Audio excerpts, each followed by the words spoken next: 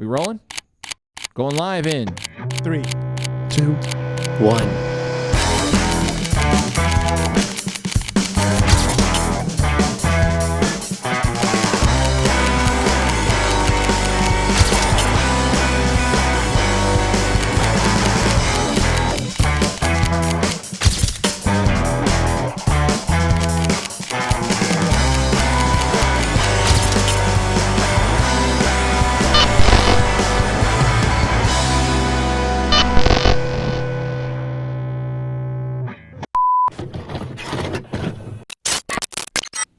Recording from 12920 Philadelphia Street, Whittier, California at Undercity Comics. Keeping Up with the Nerds presents issue 273. My name is Patricio. Nick. Rene. I'm Sean. and this is Bryan. And welcome to the show, ladies and gentlemen. Week 3 of Month of Guests with us today. This is where the soundboard would come and play, right? It's Patricio. No. Welcome to the show, man. Thank you so much for joining us. Yeah. Thank you. Thank you. Yeah. So for those who might not know who you are, do you care to give us a little elevator pitch of what you've done, your successes, your works, anything about you? Let's see. I am a filmmaker that somehow became now a comic book writer, an indie comic book publisher. And now I am all things Lumpia now, I guess. I have to, yeah, that's been my life now, Lumpia. There we go. The Filipino spring roll, I have to say. Yeah. I have to ask because it was an argument we had while watching Lumpia with a Vengeance. Yeah, you caused an argument, a rift amongst how friends. many Lumpia were sacrificed during the making of that film? Yeah. How many guesses? Can we guess? All right. Okay. So, if we calculate right how many shots certain scenes took. Hold on. Right? What was the average takes you had to do? Oh, that's a good Oh, question. that's a good Average question. takes. Great question. You were eating a lot of Yeah, them. like You had to what's do. the average number of takes you had to do for each scene? Okay, so you see, you know, Lumpia Adventures, you're dealing with professional actors and not professional actors, right? Exactly, And yes. UFC fighters, Yes. right? I would say average, because we did get some one takers. We never do one takes. You always have to do at least two Right. takes. Yeah. So I would say average probably 3 or 4 takes. Okay, I got another question. All right, I think we each can ask one question to help us out with this. Okay. All right. Okay. All right. Out of everyone that had a lumpia thrown at them or stuck in their mouth, Okay. were those the professional stuntmen or were those the non-professional actors? So I. That's a good question. There's several. There's a stunt lumpia. Uh-huh. So, there's not even real lumpia on set. Yes. Yes. So that's my disclaimer. I'm saying that any real lumpia, there's no real lumpia actually damaged on set. All the real lumpia was eaten during set. Okay. Okay. So, Although we had a stunt lumpia, it was like it literally. It's called an egg roll. Actually, I bought it on eBay. Like someone, like it was those props you see in the Chinese Right. restaurants. Oh, yeah. Yeah. And so I saw one that actually looked like lumpia, even though it was an egg roll. And I bought that. And that became our prop stunt lumpia. So then we got more of a hint because Yeah. you guys were a no food waste set. No, yeah. Okay. There's a disclaimer in the very end. Like, so we say we don't waste any actual lumpia. Yeah. Okay. Yeah, All right. Anyone yeah. have any other questions to help them out with their hint? Well, I just have to know: does the Lumpia gun work? Like, was it a practical? Like, I imagine you having it and it was spring loaded, and then it would pop. Yeah. And then you'd have to like try and catch it as it would spring up. So in the final film, it was VFX, but Okay. the prop master actually it sprung. There was you can actually spring the it would pop out of the deep fryer. Sean, you got that was not helpful to the count, Yeah, by the yeah, way. Honestly, I just kind of wanted to know.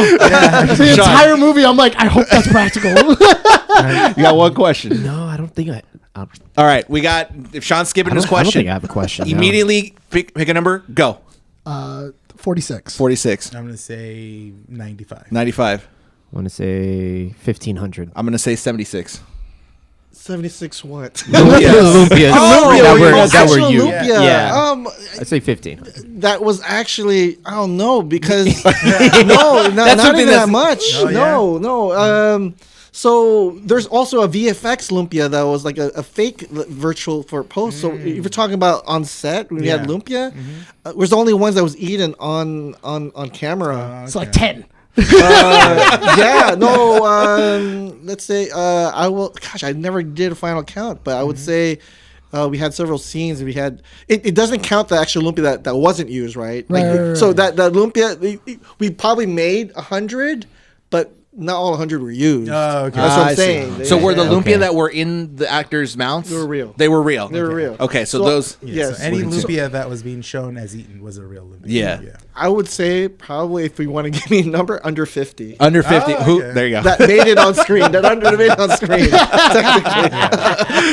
30 Lumpia. But am I allowed to say that some of that lumpia wasn't cooked? Because so the problem we had with lumpia was because they were never ready. Like it was either they were still cooking, like the deep fryer took a while, or it was too soggy. Like it's So all. that's the tricky part about lumpia. Yeah, is that like it had to be fresh. You if could you never don't- time it. Yeah, it was never ready. You maybe have 20 minutes. No, lumpia was the most diva thing on set. It was almost like I'll be in my wine trailer. lumpia. Hot in the Yeah, fryer.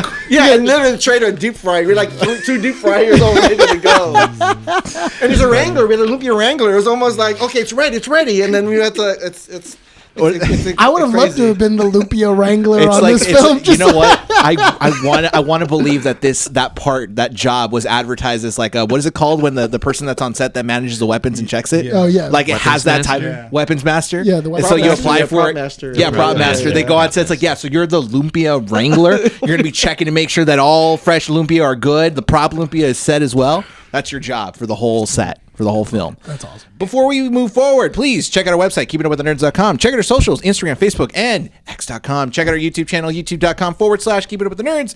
And our audio platforms, every platform available except SiriusXM.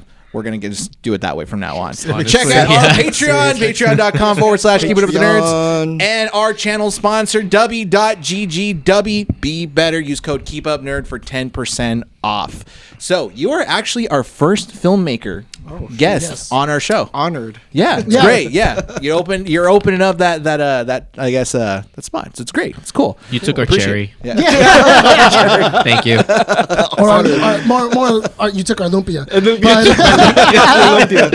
But I wanted to ask, going from writing the first Lumpia movie, going into crowdsourcing, doing everything like that, how is it being on the ground, using camcorders, getting your buddies together and making a full length film?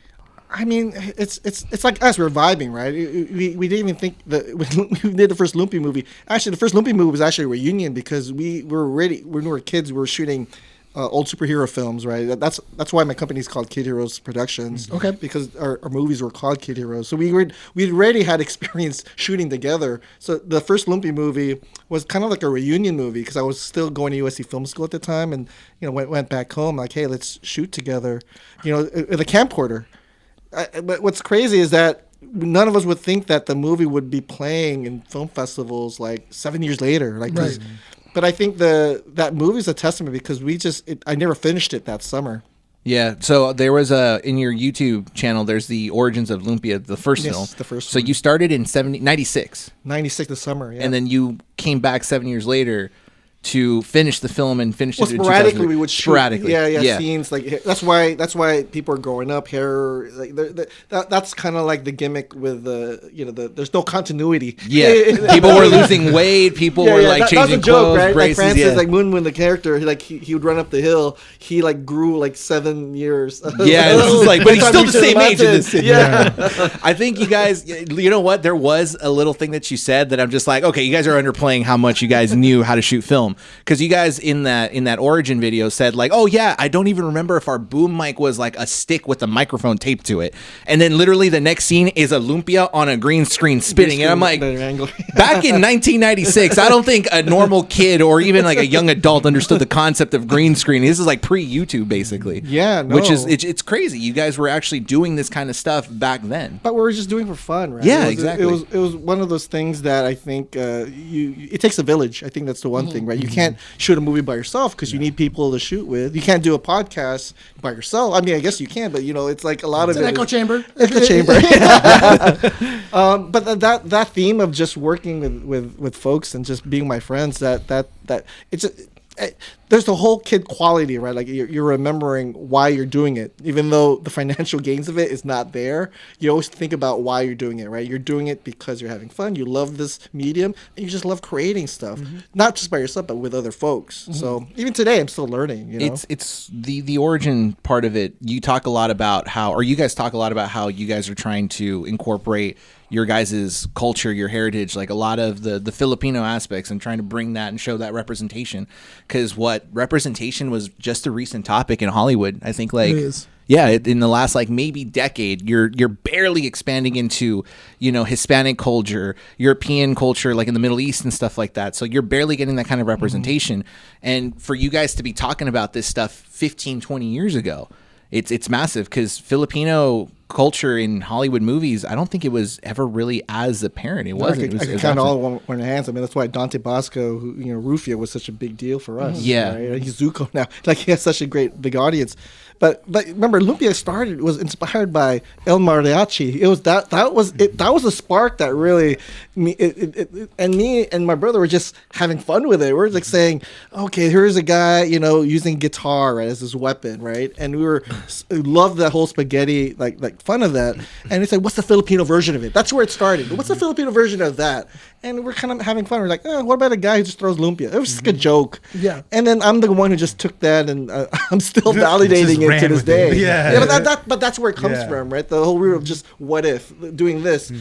We didn't think about representation at the time. It's just because we were Filipino. We're thinking, what's the Filipino version of that? What's the Filipino version of this and that? And it just happened to be this guy who wore a barong Tagalog and threw lumpia. Yeah. It's so interesting too, because you mentioned like the mariachi. Robert Rodriguez even said when they were making it, he goes, "What made you make the movie that you made?" And he goes, "I knew I had access to a bus, a turtle, and a house." He goes, "I knew I had those three things. So I wrote a movie that involved all three of those things, and that's what I got from Mariachi." And it's so interesting to kind of hear you and go like, okay, well, we were using what we knew, and I used what we had, and we had to then cut together. It's using that same mentality, just over a longer span of time. Yeah, no, I used my brother's. He worked at a hot what's the shoe store? Not Hot Topic. I'm sorry, Hot Journey? Pair. Oh, Wild Pair at the back. It was an old. So in the mall, we shot one of the scenes in the mall. Where he worked. Obviously my high school. But yeah, even with the new movies, same thing. Even though we're dealing with a bigger budget per se, we're still saving money. Oh, I know someone who owns a bakery. Oh yeah, I know someone, who owns a bar. So we were kind of revolving around our strengths so that production value looks like we got it, but same thing with everything that we do. The comic book stuff, we use people who we knew. I didn't know my producer or my stunt coordinator, Drew, and that's really how we got the first comic book. It's just knowing what you had and resources is really the key, right? I mean, that's kind of an interesting thing to bring about, because a lot of prospering filmmakers, they think that they need to have a huge budget to do something, or like they need to have resources to make a film happen. I think you are reiterating the same thing that we hear from a lot of other filmmakers or critics or anything like that. It's this idea that when you have access to tools that you don't have to pay money for, that they're just there, friends, family. Oh yeah. Like a building, whatever it may be, that is what you're going to use to make your stuff happen. And it works, because if you wouldn't have been telling us all this stuff, we wouldn't tell. We couldn't tell the difference between it. Maybe you rented out the high school, but The movie Magic. Yeah, the movie magic behind it. Is, yeah. It's crazy. And how was that differentiation between going from working with like camcorders and everything else to actually having like full on like, oh, we have movie equipment now. We're running with at least like a budget now. Yeah. It doesn't matter even if you have a budget. It feels you never have enough.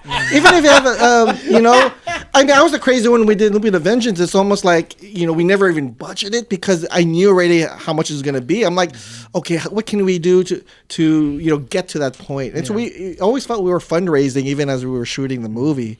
But I think when you are dealing with this space and people surrounding yourself with folks who believe in you and they are enabling you to do this, you want to make sure that you feed them right and you create something that they're all proud of in the end. So that was kind of like you're utilizing, you're pulling all your favors. That's almost what it is. It's like you're saving and you're building your network.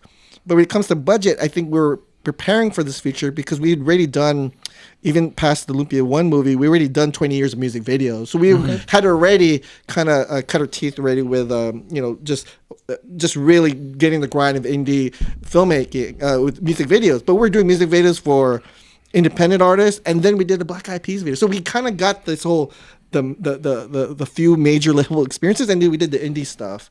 So using that, we were hungry to kind of graduate to the filmmaking thing. So by the time we got there, it didn't matter. We learned a lot, but in the end, you're still using your resources, right? Because even if I got $1 million, $2 million for that, it's never going to be enough, right? Yeah. It always feels that way.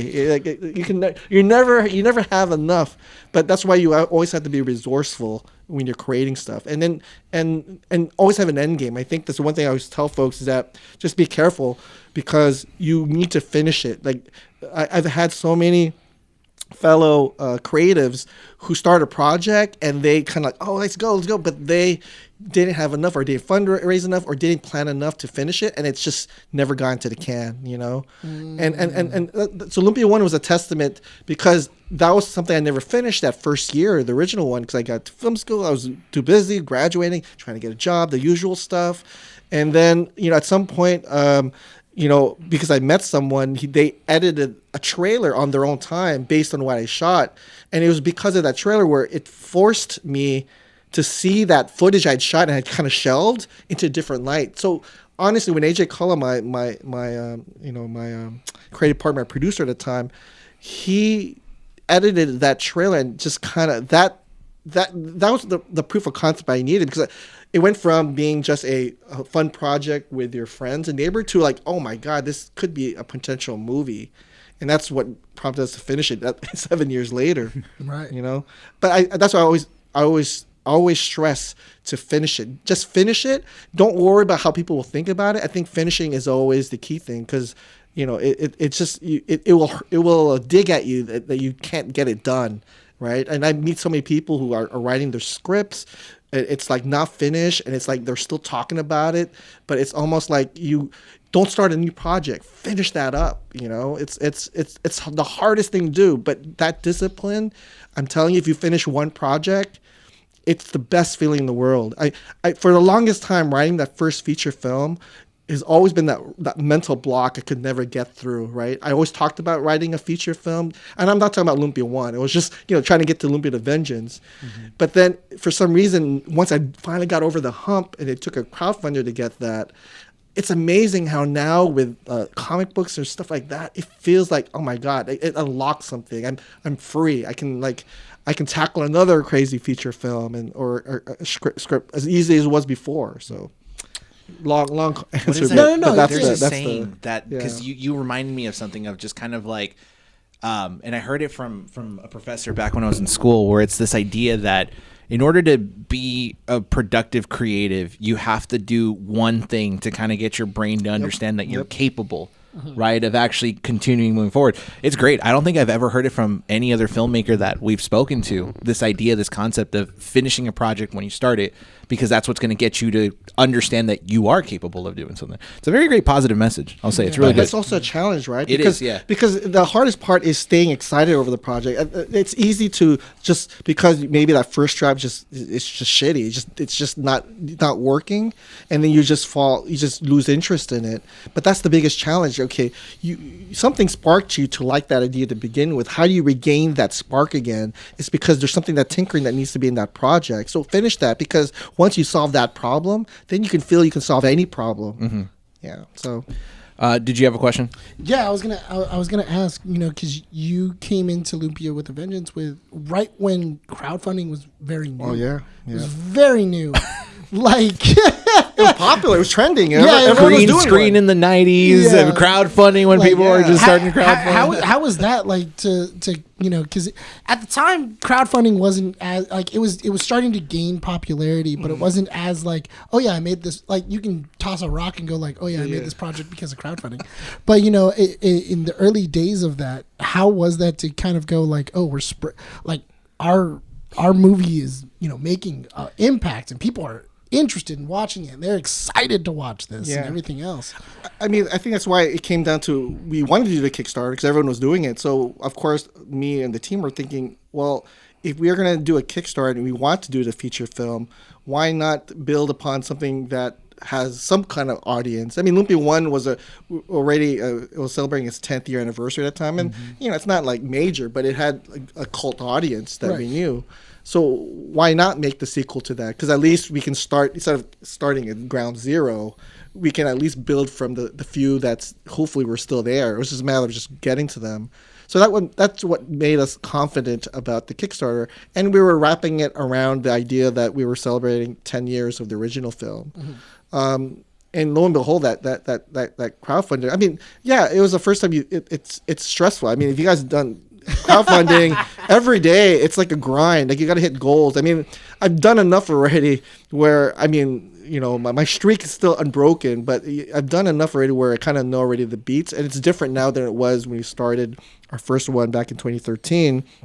But we weren't supposed to get that. We were down, I think, 30K on the last night. There was a Filipino festival that was happening in San Pedro. I remember that last weekend, and that was the last push. But we were down by, I would say, 20, 25. It was a lot. We already knew that there's no way where we're going to, and our goal was minimum. It was only 50K at that time. Okay. So it was 50K, and then, look, the 50K wasn't enough to make a movie. It was almost like, are we just going to do another homemade film? But it was really, we were using the campaign to really test out the temperature out there to see if people were still interested in a Filipino-American action comedy. That's really what it was. Right. But then lo and behold, something happened that Monday. I still cannot explain what happened that final night. I guess we went viral on that last night. And then I just remember waking up that Monday morning. There was a $10 pledge that went up, 20, 30. And these were people I didn't know.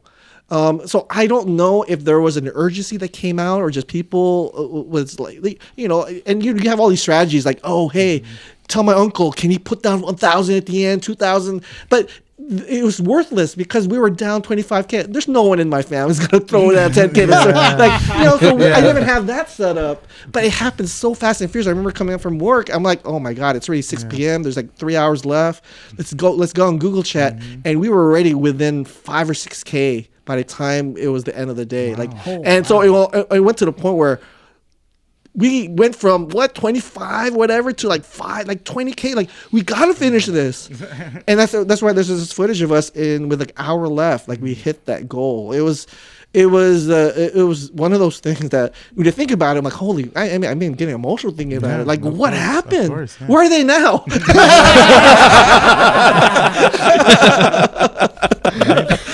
That's crazy, man. It was amazing. I mean, it was a sign. It was a sign. It was. I guess. Yeah. I mean, other people who have those amount of followers, I guess that's how it feels to go viral. But I don't think I've ever experienced that again after that. Well, it's crazy. You know what? Let me highlight something that you talked about earlier. That you guys.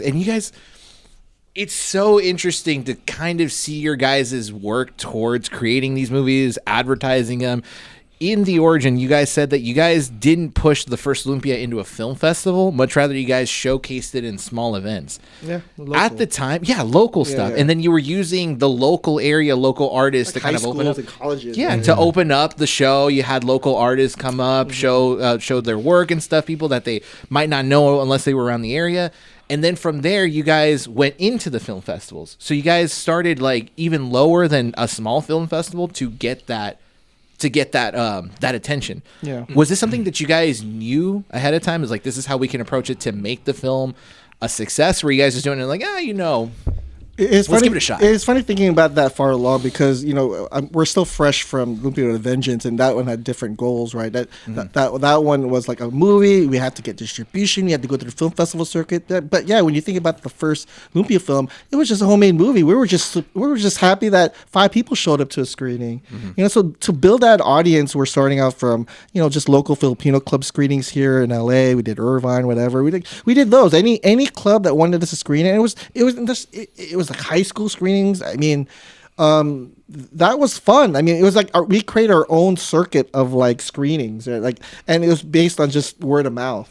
So when Hawaii International Film Festival like all of a sudden accepted us, it was almost weird. It was almost like, what? We can't do it. And I remember going to Hawaii and like it was sold out, and it was like, what? So those wins, it's crazy reliving those moments. But I'm just saying that we didn't make that movie to get that experience. Whereas it's weird now with Lumpia the Vengeance. It's almost like because we relived that and we're hoping for that same thing. It's almost like it's best not to expect. Do something and not expect those kind of things because you appreciate it more, and you versus like, oh, we need this because you're trying to prove yourself, you're trying to get your money back, and you're like just getting any sort of it's almost like things happen when you least expect it. Yeah, and at the Hawaii Film Festival, that movie was being showcased in the theater right next to where The Matrix. The Matrix. Yeah, I was like, that's pretty cool. That's pretty cool. I didn't want to, date myself like The Matrix. Like, my son would be like, "Oh, that's the 1900 movie, like from the 1900s." It's a 90s movie. What the heck? No one even thinks about that. So I think we can move on to Lumpia with the Vengeance, unless anyone else has questions on Lumpia. No. Yeah. No? Did you say? You sure? I said vengeance. Vengeance is the way to go. All right. So, in regards to Lumpia with the Vengeance, okay, so this is a sequel set 17 years after the release of the first one. And if I'm understanding correctly, you're bringing back a lot of the actors from the first one into the second one here, right? Yes. We went back and forth with it. I mean, it's there's always a struggle, right? Because even when writing the script, you have backers that like the first one. Like, okay, am I making a direct sequel to the original homemade film? Am I shooting it like the original? Like, it was kind of a weird thing. Like, how do we approach this sequel? But I really felt that you cannot do a Lumpia movie without, I think, the spirit of Lumpia, and so I had to have Moon, right, the main person from the original, and Tyrone, the bully and the bully.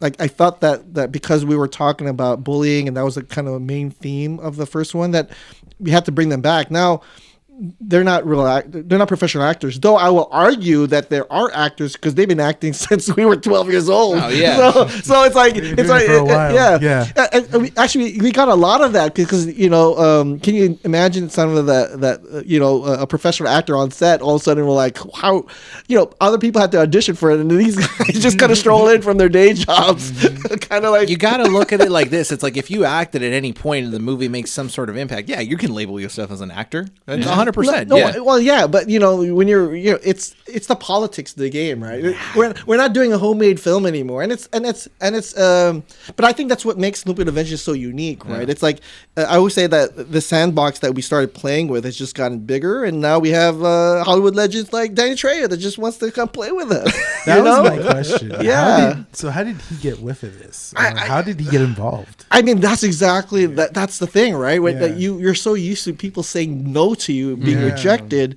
and when that one yes comes in from their management because they read it, and this is where they look up the Kickstarter, they Google you and stuff, and like, oh wow, they like the story, and then I just remember they were saying that the only thing they had with the script was like. He just had one question. So, are you making fun of Trejo's tacos? Like, are you making fun of us? Like, no, I'm not. Lumpia,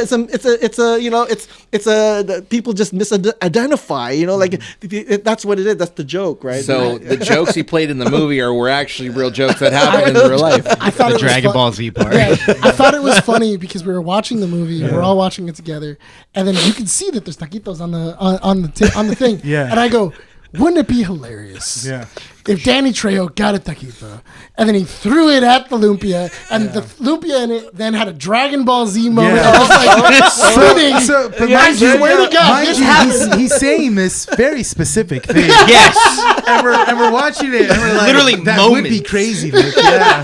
Like, wouldn't it be Yeah, like, yeah. wouldn't that be awesome? Yeah. And they were like, yeah, that'd be awesome, but like, what are the chances? Yeah. And then you see both of them get thrown, and I hear him go, "You're gonna get that moment. You're gonna get it." And then it happened, and I was like, "Yes!" Did you see at the end that they actually collided in real life? Yeah, that. Please tell me that's true, right? Yeah, that is okay. true. Yeah, That was a weird moment where they actually threw it at each other, and it actually we couldn't use it because it looks too real. It's like, The one time it looked too real for a movie.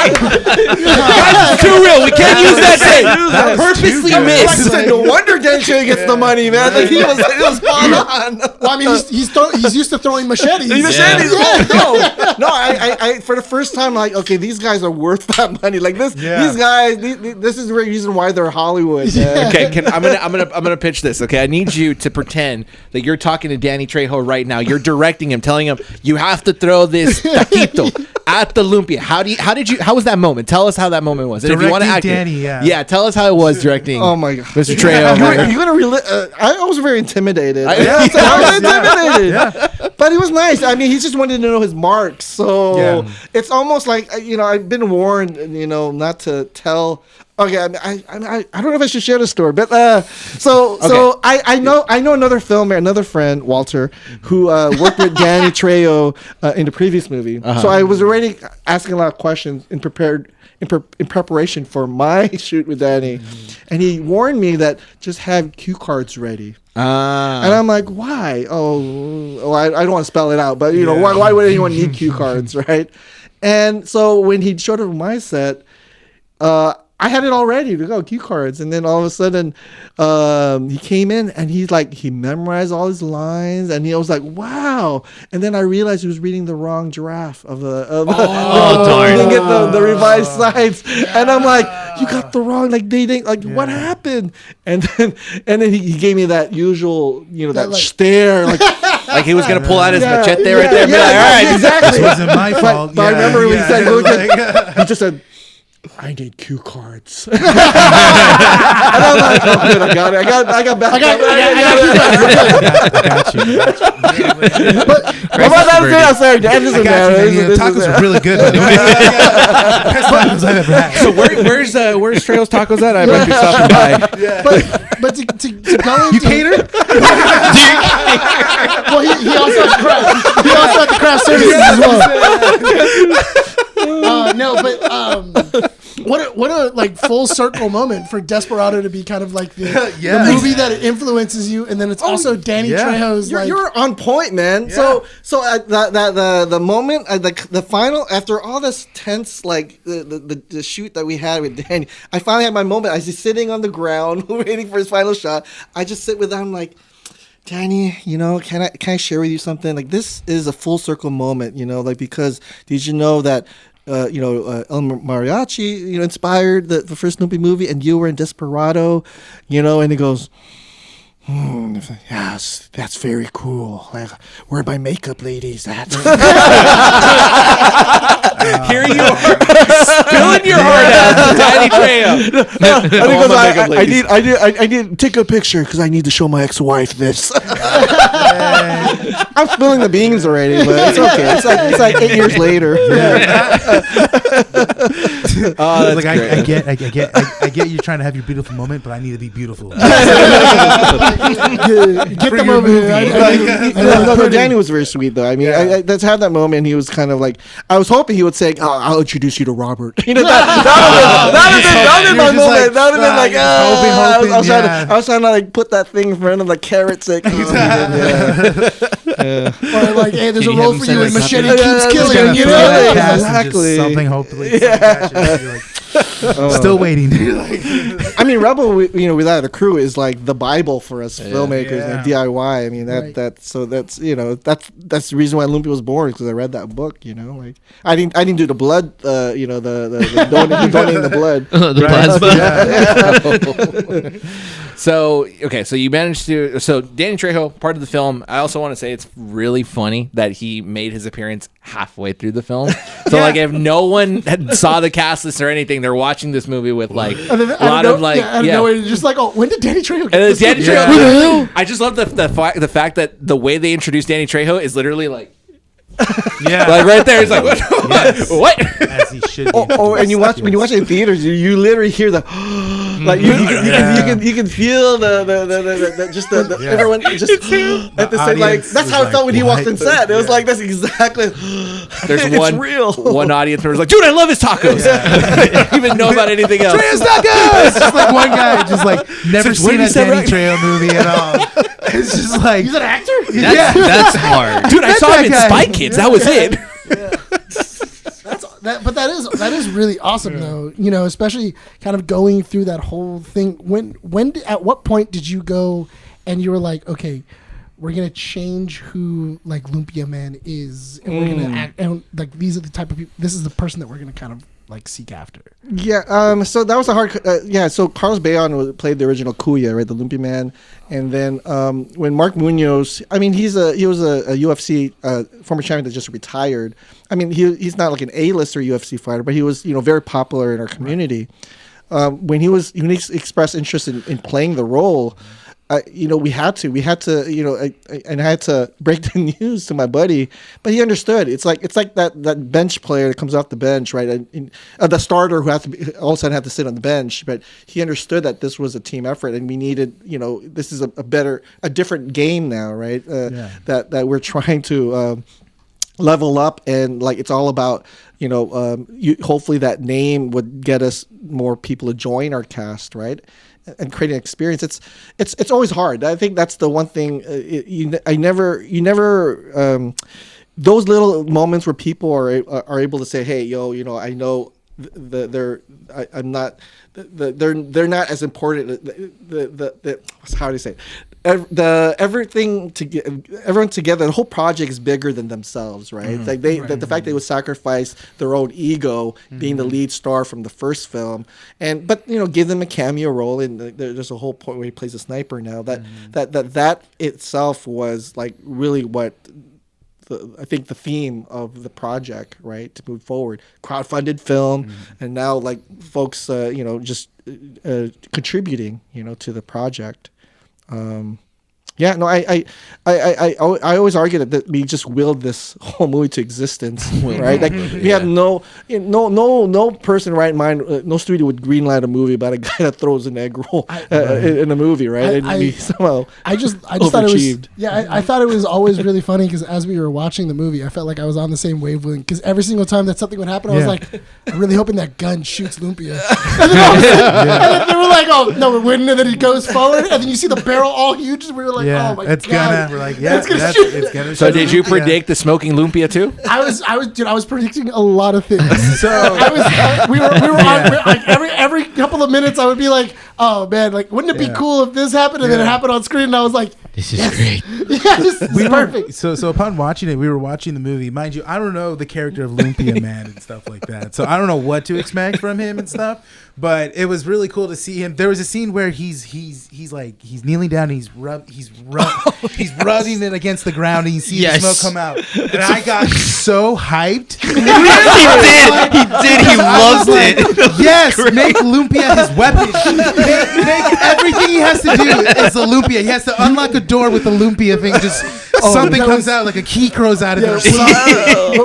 And then I was like, please, if you make a third one, please make that happen. Inspector Gadget, but with Lumpia. That's exactly how we were pitching it. I'm just like, every problem is Yeah. always solved by Lumpia. Wait, hang on. He needs to Can we have hang on. You have him like Can we create have- a Lumpia. Yeah, the Shoots utility out. belt. It Yes. shoots out. Can we Just go have the extra mile. a Make it do something, please. a Swiss Army Lumpia? Swiss Army A Lumpia. Swiss Army Lumpia. Yes. So we were Swiss Lumpia. Yeah. So we thought it was so funny because as we were watching it, and then all of a sudden he was like, "Oh, do more of that." Yes. I was like, please.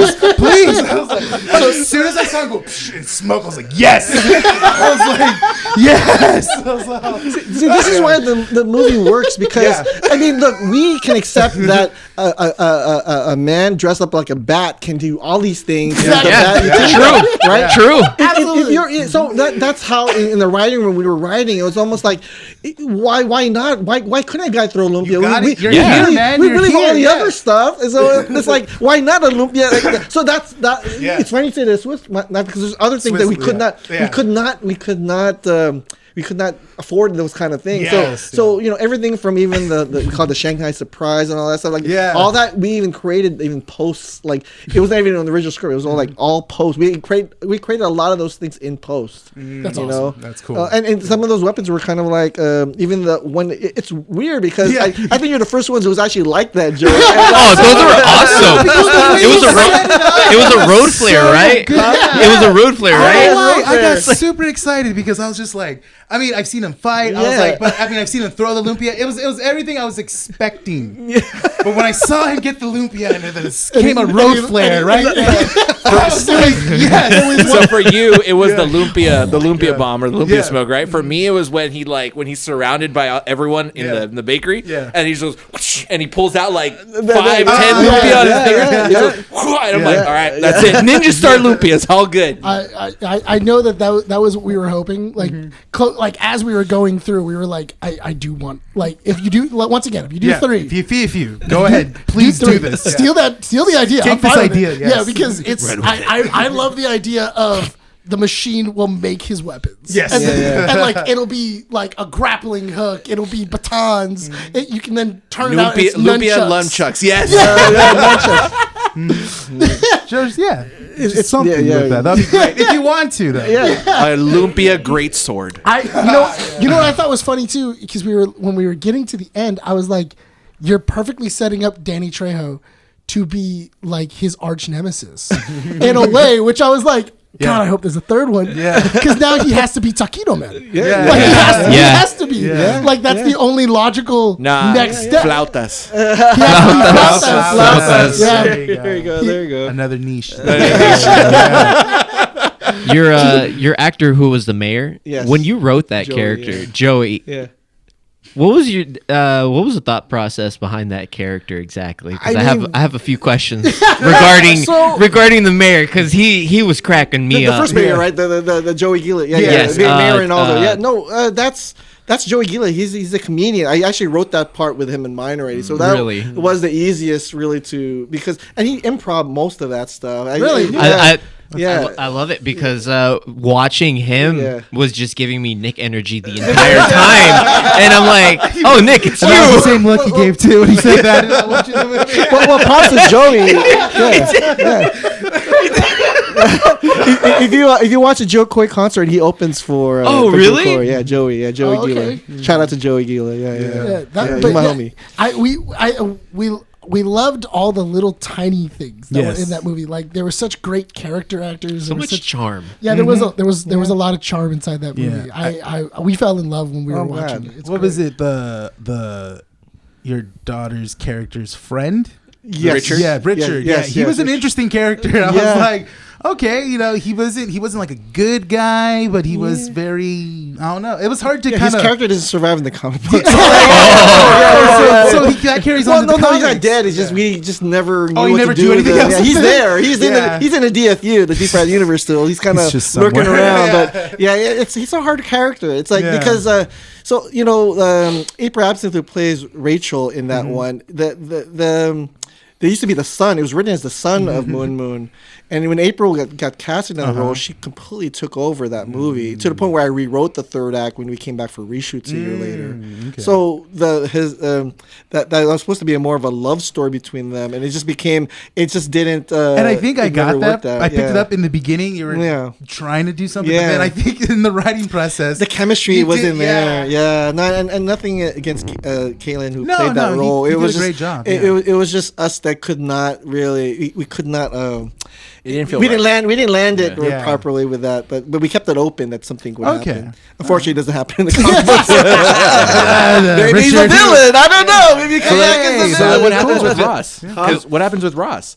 Yeah, no, we were talking about that's Ross. Like, That's Ross? Yeah, Oh, yeah, okay. yeah. So yeah, Ross, we don't know like that there's supposed to be some kind of chemistry between them, and then like he just never knew what to do with that character because the chemistry was not. okay. There's never the spark of. you never See, have I- that. They're more moment. platonic They never- more than yeah. anything. Yeah. See, I feel like that actually does lead to a great place of the unrequited love. I wanted to have something, and then that's what turned me evil, and like everything else. And then Why you can didn't you bring him notice back me? as like. Right? I just everything because we already have spoiler alert, that we have the best friend who becomes evil. I feel like that Right, everyone becoming evil feels kind of It's always a thing, but no, there's always I always have to go back to the theme. It's always about bullying in a way, right? Yeah. I got this one is kind of more of like the crab mentality. That's what I was trying to swerve, like this whole thing of people trying to pull people down and everything. But that's the thing, right? The gimmick is a guy that throws lumpia, but hopefully the story and the themes of it kind of gives you a little kind of a picture of how our community kind of run. People see a little bit universal themes going on. But I think that's to hear you guys liking the movie and enjoying it is I think it's the reason why we exploded at San Diego Comic-Con. I think for the whole time as we were going through the film festival circuit, we just thought, okay, Asian American film festivals, Filipinos, let's just hit our usual crowd, Right. But I think when Comic-Con invited us and we completely packed that, it was a special edition one too in 2021. That for the first time proved to us that it was not just a Filipino American or Asian American film. It was a comic book nerd film. Because people got all the jokes, the Batman, the Star Wars stuff. That was the greatest feeling in the world. Almost validating in a way to see that because you're thinking that you're just a niche, but then you realize that it's open it up more. And people are more open minded. In the Comic-Con space, it's like So I want to revisit that idea that you were talking about. Like if a man dressed in a bath suit can fight crime, then a man throwing lumpia can do what he's doing right here. That right? Yeah. There's not a lot of that in most Hollywood films, and I think that's what makes it really interesting. It makes us really appreciate the smaller bits and the overall theme of this movie because it's not a super wacky weird idea. It's just an entertaining idea to see this man dressed in basically a white dress shirt and pants with a box that launches lumpia and he just has precision aim to throw it at someone. Yeah, it's great. It's great. It's Filipino bullseye. Yeah. And then I do have to say, because that's the thing is that you did a really good job. You guys did a really good job in revisiting the first movie without making people feel dumb about it. Like the fact that they didn't watch it, because you managed to stitch in every single little bit of it of like, oh, this is when the first stuff happened in the first movie. This is how it plays a role over here. And not just in bringing in the first movie in there, the fact that you guys had to explain lumpia several different times, but as a joke as well. Oh, it's a spring roll, it's an egg roll. It's a Filipino egg roll. Oh, so it's a taquito, not a taquito. It's not. It's a Filipino egg roll. It's a good. You guys did a good job. You guys did a really, really good job. Yeah. Now, as far as with The Vengeance goes, how long did you guys take you? So from crowdfunding to producing to releasing, how long was that process? For Vengeance, right? For Vengeance, yeah. Yeah, again, 7 years, I think. you guys- 2013. It's weird. That's like a magic number for us. It took Lumpia 7 years to finish the film. And Vengeance, though, it finally came out in 2020 in the pandemic.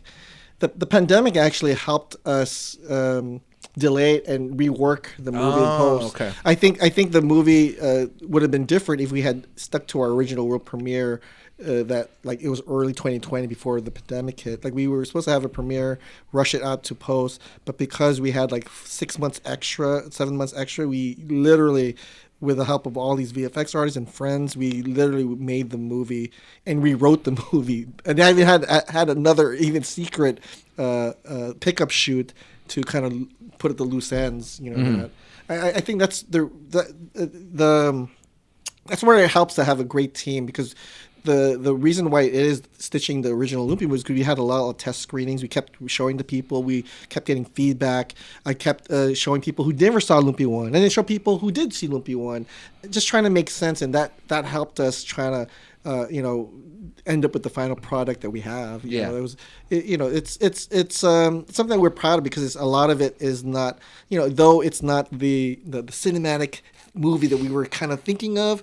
I think us again finishing it, and again what happened beyond the release from the comic book, this stuff, I think all of that, in a way, we overachieved. It's weird. Like I don't want to treat Vengeance like it's still a homemade film, but in a way, it's still kind of a DIY film, because we literally stretched what could have been a $5 million movie into this movie under literally $500,000. You guys were smart in how you guys presented and finished the film up. It's an hour and 50 minutes, I think it is. An hour 40. Yeah, hour 50. Yeah. Hour 50. Yeah. So to be able to do an hour 50 and do the effects that you guys did, film the shots that you guys did, it should have been 90. I mean, honestly, actually, comedy should have been 90. That's really my goal. Okay, so then I got a question for you there, real quick.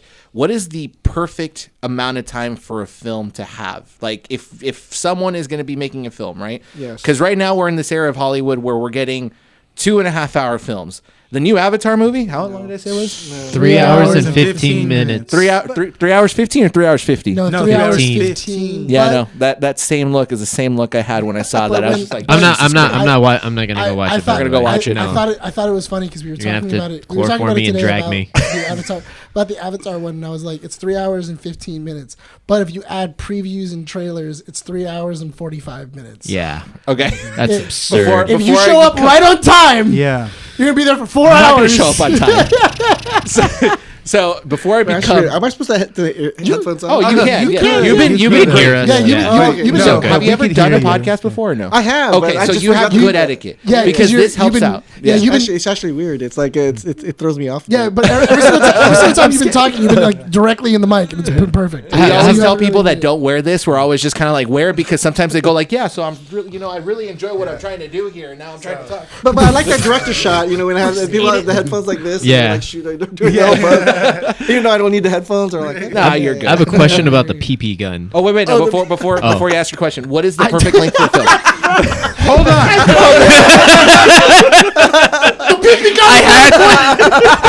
Hold that thought. We'll be back to right. We'll be back after these commercials. Insert W ad? There is a W. Yeah, but we're not there yet. We got like 10 more minutes. What's the perfect length for a film, in your opinion? So, can you imagine all the people you said it's 3 hours for? Like, who are the filmmakers beyond that? They have credibility, right? You have to earn. You have to earn those movies. You know what? You know what was James funny? Cameron, you're nothing. You know what was funny? I saw the trailer He's for earned enough. What was it for the Not new, after for Way Kill of Bill, Water. the re-releasing? Oh yeah, the uncut, or the what's it called? The whole Bloody Affair. The whole bloody affair. Yes. Yeah, the trailer came out today, and I looked at it. It was 4 hours and 20. But that's fine, because it's 4 movies. it's Tarantino. It's 2 movies. It's 2 movies. but my thing was that I was like, okay, even 4 hours and 20 minutes, I'm fine with. Like I like that. I'm okay with, because it is 2 movies. No, but when Kill Bill first came out, and it was 2 movies. But would you have seen it, knowing nothing about Kill Bill? Would you watch a 4.5 hour movie? I don't think so, No. right? Wait, how long That's why was I didn't Justice watch League? that Robert De Niro movie and Al Pacino. The Lincoln. Is it Heat? No, the new one. The new one that was the Irishman that was on right? Netflix. Oh, Yeah, when I heard the time and like how long it was gonna be, I'm like, oh no, What's that Martin I'm not Scorsese gonna- film that came out on do Apple? this? Something with the sunflower? You got to earn 4 hours of my time. Absolutely. I'm like, it's a cool concept, but it didn't grab me like I want to watch it. 100%, because I know it's I will agree. This is the one thing I will agree with the Weinsteins about. 4 hours is a long time. I think there's a lot of other people you can agree with. Just saying that would have the same opinion. Well, the reason, Siskel and Ebert, Here's the reason why. Is because when it was originally coming out, it was going to be a 4-hour film. Kill Bill? Jesus. Kill Bill. But it was produced by the Weinstein Company. And then they said, cut it into 2 movies. Cut it into 2 movies. We'll film them back to back, and then we'll and that's how we'll release. Well, that them. was Deathly And we'll do Hallows it Part 2, Part 1 and Part 2 did and that, we'll separate them by 6 months, and then that will be your kind of release of both. See, that's more of a business decision, right? That is more because it originally was supposed to. That's why Bloody Affair is going to work so well, because it's been re-edited so that way it is a solid. But that's an advertisement pitch, because like if you love Kill Bill Volume 1 and 2, right? To have it be like a 4-hour experience, like God, yes, it's like watching. What did they do? What did they do at the El Capitan recently? They played Tron Legacy, and then Tron Ares. Yeah. So like you can watch all those films back to back. I can't do those marathons. Yeah, exactly. But like if you're a fan, you're gonna do it. But as far as a film being produced, what is the perfect length for a film in your opinion? It has got to be 90 minutes. An hour and a half. Well, So because I'm not crazy. As a filmmaker, yes, because then you can control. You gotten all the fat out. Like I should have done that with Lumpia and Vengeance, but my excuse is that it was there. If I was going to trim fat, it would have to be anything that had to do with Lumpia 1. Like anything that had the original thing would have been trimmed out. Yeah. But because it was crowdfunded, like I gotta keep those folks back in, because it was like that even in screenplay form. Like everyone who read the script were like, you gotta cut these guys out. Like that's not, you don't need them. I'm like, but that's my Lumpia, that's my legacy scene. You need that. Yeah, and that's a fair. That's the whole reason why we're all here. Yeah. That's how we got here. It's where we started. I gotta appeal to my people. Don't piss off your backers. Yeah, That's another rule. yes. Don't piss off your backers. I'm not gonna lie to you. So when I was watching Lumpia with a Vengeance, there was a line that you'd included in the movie. It's like, you would have known this if you watched the first film. I'm like, wait, there's a first film? And I started googling it. I'm like, We did the same.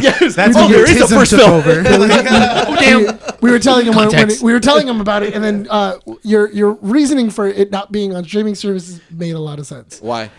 It's the resolution from the camcorder. Oh, It's too low. The streamers won't accept it, and I don't have the money to up-res it or whatever, do it, remix it. It's like, so it lives in a scavenger hunt kind of thing. 4K People really quality. watch it. You have to look for it. But you sell the DVD, right? yeah, There you go. It could be on eBay, it could be Amazon. Yeah, I've.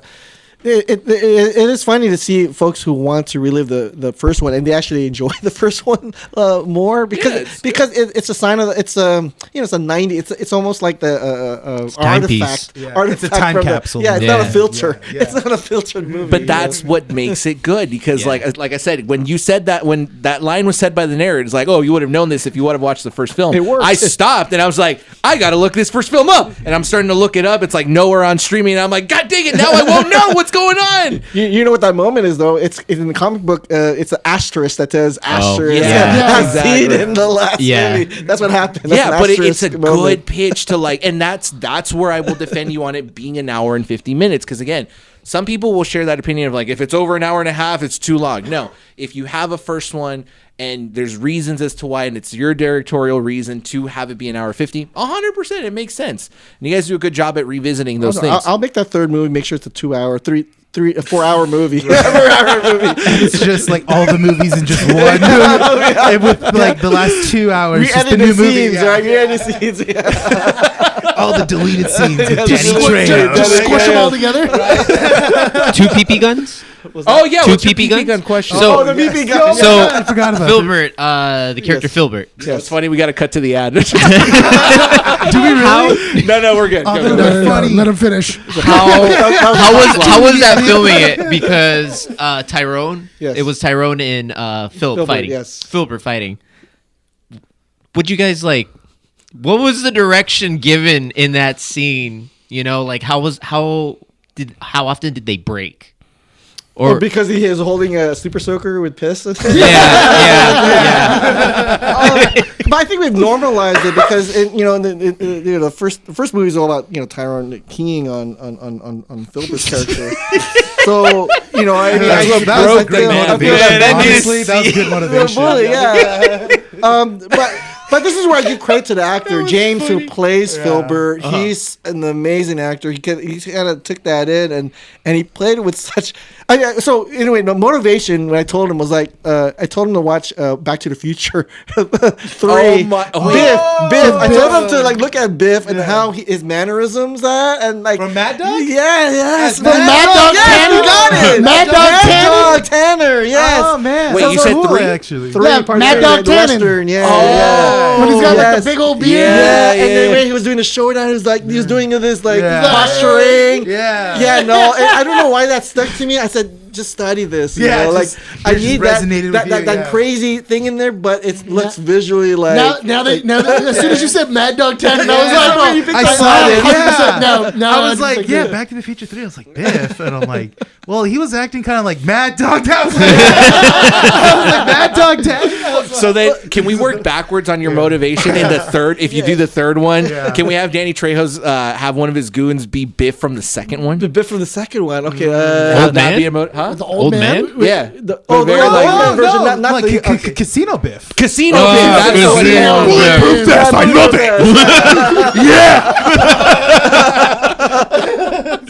You know what? Why not? Why? You know what? I Interesting, good that killed interesting. your father. You know what? What about if Danny Trejo finds a Lumpia that can go back into the Oh my god. He overcooks it in the that's microwave for overcooked. too long. Overcooked Going it. back Yeah. in time, Or to the trying to twirling find goes the like, time Yeah, Lumpia. yeah. And then he goes all the way back to the first Lumpia. To the first Lumpia loop. capacitor. Yeah, and because I kid you not. I've been furthering that. 'Cause that's what I love about part 2. They go back and revisit. I just remember that thrill watching that in theaters. Like, and you take the footage from the old camcorder footage and just. With everything with AI, you can make it all look like HD now, right? So you could take camcorder footage, and Clean it it up. would, I just think it'd be so Quick funny. little rewrites. You could just throw Danny, a little person. Danny Trejo's big thing is he's trying to make Lumpia Man never exist. Oh. So he's going back in time to stop Lumpia Man from ever existing. So that way, So what would be the time machine? What would the time machine look like? it would be a giant fryer. No, Giant it's, fry. it's a lumpia that's specially made that when you crack it open, it takes you back in time.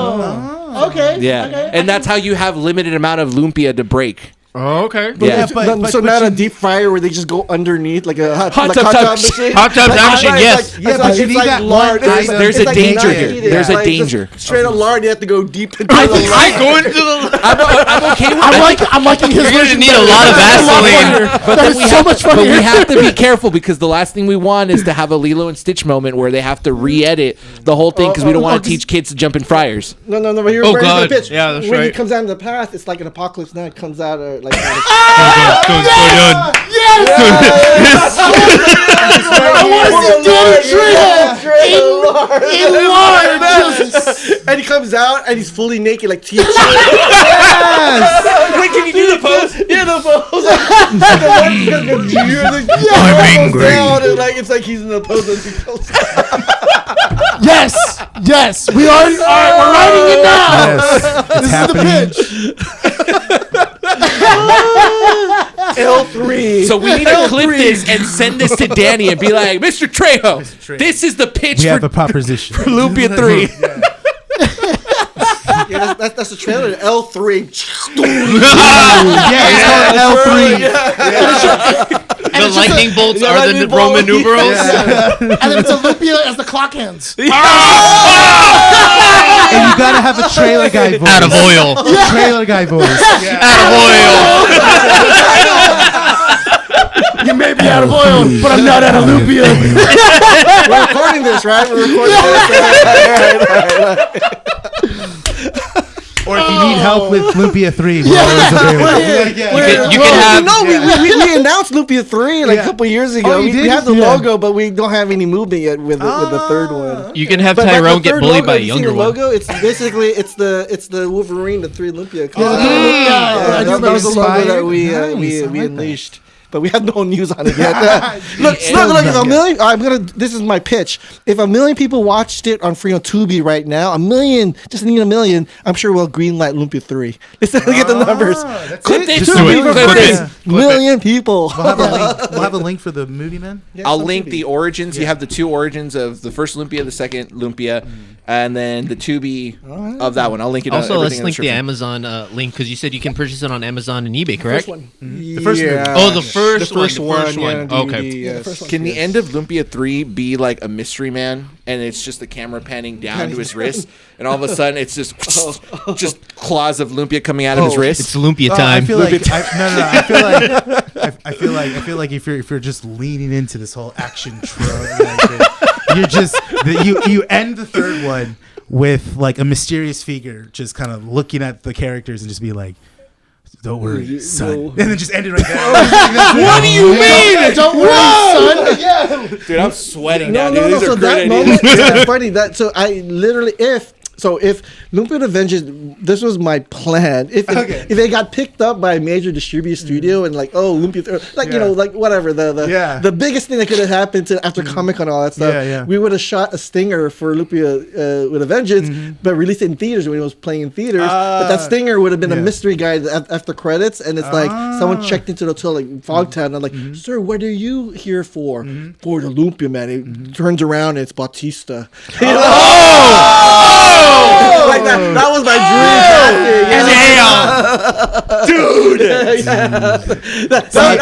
dream. That was my dream. But I love what Yes. you're doing with the Lumpia movies, Yeah. where it's like, okay, we're doing the next one, and it's just gonna be bigger. Yeah. And we're just going bigger, and we're just like, oh yeah, but it's a sequel, but you have to watch the other ones, but we're not gonna force it on you. But that's where it comes from. I'm telling you, we're just dreaming big. We don't. It's like we dream big, right? And, and that's what Danny Trejo was a validation of that. Like when I wrote that, it's that'd be great if Danny Trejo played Reyes.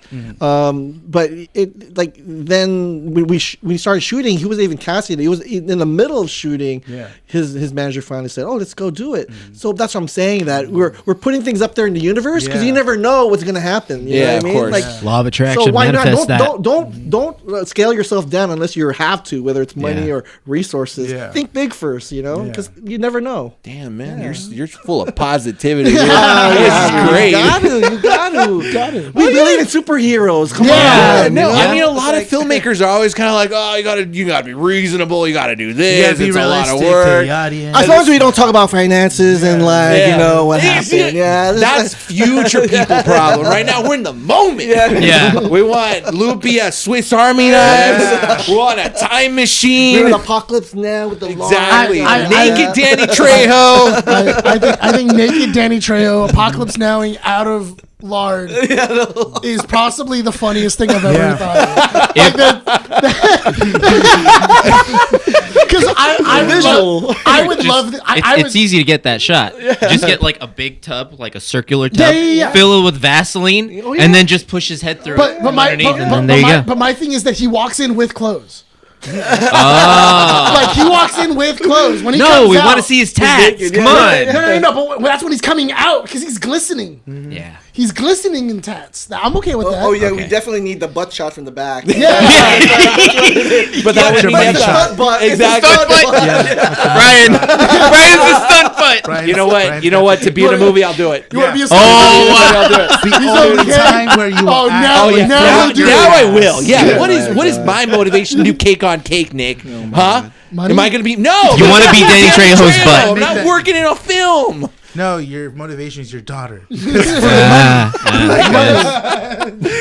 we move on with the rest of the show, we're going to cut to a quick commercial break for our channel sponsor, www.gg. Use code KeepUpNerd for 10% off. Hit the commercial. Man, it's been a hell of a week. God, I know I'm so tired.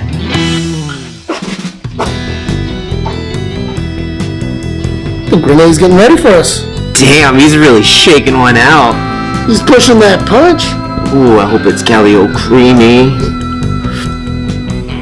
The secret is to never stop shaking. Okay.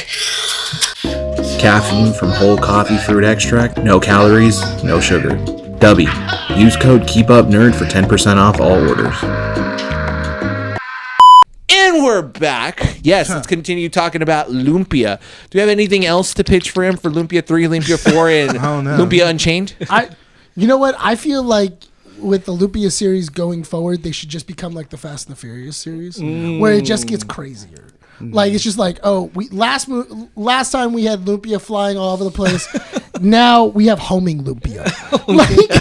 Wait, so if we're going with like different villains, right? Because Danny Trejo is doing Taquitos Mexican, right? Can we do a Guatemalan villain for the third one, or to tease for a fourth one? Empanada? No, plátanos. Plátanos? Make him Guatemalan. Oh, okay. Yeah. Okay. I'm into it. Yeah. I mean, I want to, Bob, spoiler alert for the comics, he does become Captain Samosa in the comic book. So, Captain Samosa, that's awesome. Samosa, so he does become in the comics. Yeah. So let's move on to the deep fried universe, or the DFU, right? Yes. So Lumpia continues the story even past the second one into the comic book series. Can you tell us a little bit about that?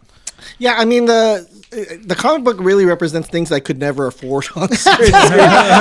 You can go crazy now with the stuff. So we always joke about like, man, if we make Lumpia 3, and I say we will make Lumpia 3. I don't say if. Like when we do shoot Lumpia 3, it's going to be crazy because we're going to have to. Everything's on canon with the comics, so we're gonna. I mean, we have like now we have an AVBE monster now in the Pandit Crisis. What we have in our comic saga. But we're just having fun with it. I think it's always weird trying to create the rules, right? Like because in the film there's different set of rules. But in the comic books, the rules are more flexible, right? But this is where you rely on your friends and your fellow creatives to come up with that. And I have a great team that, like you, right? Like you guys, who love the playground that we've created, and they like playing in it, and they put their own spin to characters. That's why we say they had Captain Samosa, and now we have a villain team called Halo Halo, which is like a Filipino dessert. So that's like our Suicide Squad, Okay. Nice. I like that. So in a way, it's like we made that. And we didn't even call it the DFU, the Deep Fried Universe. Like our fans coined that for us, and we just kind of took it. But that was supposed to be just a marketing ploy to promote the release. Yeah. And then all of a sudden, they crowdfunded the comic book, and then one comic book became 2, then 3, and now we have spin-offs, and now we're doing non-Lumpia's comic book. So it's again, we're just riding the wave of this. But we haven't lost sight that we're still promoting that film, right? All of this stuff is, in a way, trying to have other people discover Lumpia, the movie, for the first time. And so I think it's cool when I run to people who've seen it on Tubi now, because I think that's our biggest win, is that the fact that the movie, you can just watch it. There's probably someone out there watching it, somewhere in outside of the U.S. on Tubi, watching it. And I think that's the biggest win, that your stuff that's based on something we shot as the kids, there's something about it. I haven't really packed it, like processed it, right? But it's cool, that. So it's not fundraising or crowdfunding; it's community building, right? Yeah. I think that's the one thing that we always stress, that it's about building the community, and just really.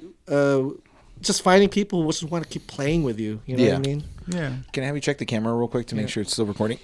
Yeah, thank you. So it's so interesting that you're talking about like the motivations to make film and everything like that, right? Like you're looking to make Lumpia 3 in the future. This is like the positive mentality you have. That's the goal, right? Your goal is, granted, if money comes out of it, if the success of the film comes out of it, these are all like great things to come out. But I love this mentality that you keep sharing with us about Lumpia with Vengeance, is that you just want people to go and watch the film and see how this came from a film that you guys made as kids, right? With camcorders. It's great.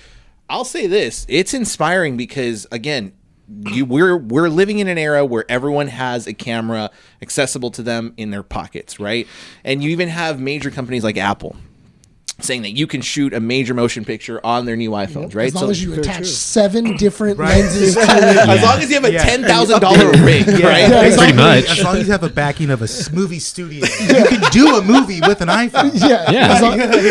I thought it was really funny because when they were promoting the last 28 years later movie, they were like, this entire movie was filmed on an iPhone, and then they showed you the rig that they made for it. It's like 30 iPhones. strapped to it. It's like, It's like what? the iPhone strapped to it, and then like you see the iPhone and it has like a jerry-rigged lens onto it, and it's like, yeah, you could like, would it have been cheaper with a camera? I'm wondering. I can go pick up they a made digital. it- Yeah. They made it seem like it was like you could just film out there and just like, you know. Like I just had Yeah. it like this. I'm a filmmaker now. So nonchalant about But it you when know they're what? saying Like it. you can do that technically. Like what is stopping you from writing a script, putting something on the internet, just having fun with it? That's been our motivation for us here on the show. Yep. Like we do this podcast because this is how it started 5 years ago. But skits, the stuff that we do for comedy, that we've only been doing for what, 2 years? Yeah, 3 years. Three? Oh, yeah. 3 years for you, 1.5 for you, right? Two. Yeah. So like we're doing that for fun, and we talked about it before. Because hopefully you do a skit with us at the end, but you know, we will. I will. He's like, I'm in now. I don't. we sold him on the pitch. Now he's like, I'm interested. It's like I gotta So- see how you guys act. So that's, But that's how we you walk roll. you, and it's so interesting because, like, when we talk about what we do, people are always just kind of like, dude, it's probably a long process. You have to do this and do that and all this stuff. And it's literally like, no, we have an outline for a script. We talk about it for about 30 minutes, and then we record, and 60% of it is improvised. And you finish it. And we finish it. it. Yeah. It's good, yeah. And we finish it. And we're all self-taught. Recently, I did a certification at Fullerton College for production, but we're all self-taught editors. We're all self-taught writers. We're all self-taught producers of a podcast and, you know, skits. It's a terrible moment when you know we film something and it's always really funny because whenever we film something and we feel very confident. Oh yeah, we're too. We feel so confident in it, and then we were like, "Oh, First we got mistake. it. We got everything. We got everything on the first take." Like, oh man, like we did awesome on this one. And then as soon as we get into the editing bay, we were like, "Oh, We forgot a scene. I'm missing like 10 minutes." We forgot a scene. How's this transition supposed to work? He's looking this way, and now my next shot is this way. This makes no sense. Oh my God. Yeah, but That's why you build in the pickup shoots. we don't have that here. Honestly, storyboard everything now. But I do have to thank you before we move on to other topics of your positive nature to filmmaking. It's refreshing. It's cool to hear it. When I was doing my certification, one thing they told me, because I did audio classes, they said podcasts last 3 months before they die out. That is the average lifespan of a podcast because people tend to lose interest. They realize how hard it is, the consistency, all it is. It's a grind. It's a grind. But we've been doing it for 5 years. To have someone else come in on this show and talk about the messages that you're talking about, being positive about filmmaking, showing appreciation for your art, it's refreshing. It's good. So thank you so much for that. I really, really, really appreciate it. I think we all really appreciate it. So now let's storyboard Lumpia 3. We have Danny the Trejo. I feel like it should open with the Ube monster. Yeah. The Loopy Monster? I know with the Ube monster. You told I know Ube. it's- Oh. Spider-Man you 2 said did. Ube Monster, and I Yeah, was like, the calm first, right? They're all eating in a restaurant. Yeah. And they're just all chilling. And then dessert. and then they're all sitting there, and then it's like a Jurassic Park moment. yeah, exactly. Yeah. Of like you just see like the boom, and you see like the thing go, and it's a giant Ube monster just wrecking Like through the the town. blob from Goosebumps. Yes. Yeah. In the second Lumpia movie, you had 2 zoom-ins on the baby Jesus, or the Santa yeah, Nino, 3. yeah, the Santa Nino. Yeah, the there were Santa 30 Nino. Jesus, yeah. So in the third one, now we need 3 zooms in of the Santa. No, you did 3 zoom-ins of the something. I thought there were 2. Wow. You did one Really? at the beginning. There's 2 and Yeah. there's one in the end. Like, Yes. faster. Oh, that's right. There were 3. Okay. I counted. Darn. The speed up ramp. The sneak preview. So you're Lumpia 3. There are already moments already that we have to shoot. You know, I mean, this whole apocalypse now. I'm slowly like, okay, we got to do that. But I already know how it ends. But like the Santa Nino thing it's amazing because I didn't realize that there were other cultures that had their own version of baby Jesus. Yeah. So we're gonna have an Avengers moment where all the my God. I legit thought we were gonna have an event. I thought you were gonna lead. Jesus come in. I thought you were legitimately gonna say like we're gonna have an Avengers moment where all the baby Jesus Yeah. from different cultures. Yeah, That's what you're exactly saying. what he Yes. said. Oh my Yeah. God. Exactly. No, you heard him right. With all the That moms was- and there's gonna be a threat that they need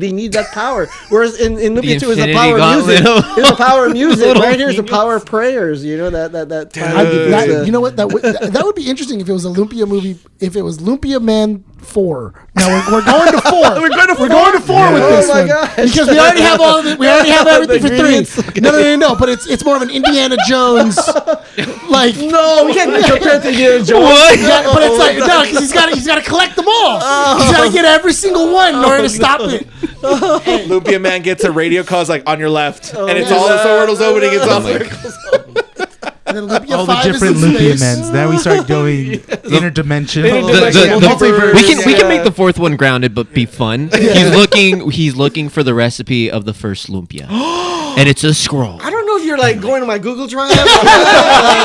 It's like, Hey, I mean, I'm here for ideas. The bucket Let me know. list for Lumpia 3 is that we got to shoot back in the Philippines. Oh, Definitely. That's kind of the setting I was like thinking of like throwing that the in. Master Lumpia. Hold up. Yeah. No, just the first. Just the first. Does Filipino culture have like an abuelita or like an elderly person that like knows the secret family recipe to something? real quick, The Lola. Yeah, okay. You know they have grandparents. No, I know, but like, But we have like the healer, Yes. there's the healer. yeah, because you joke about it yeah. because he came in like a year ago with what was it what is it that you brought? What? Oh my God, what are they called? It's tortillas with the filling inside of it. What are you talking about?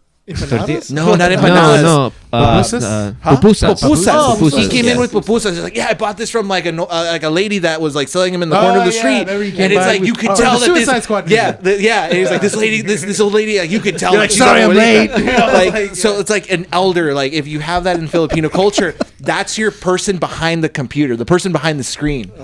Another villain is Papusa Man. No, oh, He throws them like frisbees. A different technique. Yeah, like different technique. He's like throwing them between his legs. It's just well, you got to end it with the ultimate food fight, right? That's It has to gotta be. be It has to be. the it ultimate ends food with the fight, yeah. food fight wars, food dude. wars. It does. The food wars. I think the that food I think that would be wars. hilarious. He has to have he has to have the cabbage in his pocket. And like that's what he uses to blind people. Razor cabbage. It's like Razor cabbage.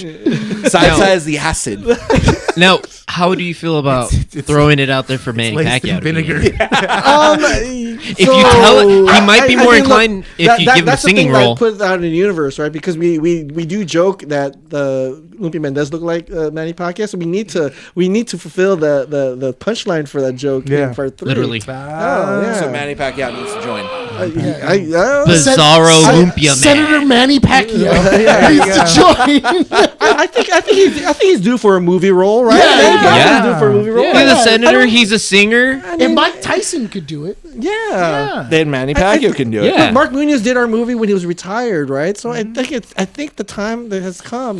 I think Yeah. if we pitched the idea that instead of Danny Trejo to come out naked from the fryer, we Maybe make Manny Manny, Pacquiao do there it. you And he could be like, look, we don't need a stunt ass for your ass. You can just show your ass on camera all you want. Dude, have you seen Manny Pacquiao? Dude, that's jacked. Exactly, dude. Oh, man. Exactly. I loved him in his featherweight career. Oh, yeah. Way back then. Oh, man. Freddie Because of his Roach? fighting or Yeah, because of the way he Because of looked? his fighting. Okay. And the way he That's looks. the reason why I was watching him. I saw him lick because his of lips his a little bit. He's just like, fighting. yeah. I thought it was his hair, the highlights, I just see that cold press hit his cheek, and I'm like, oh man, cute.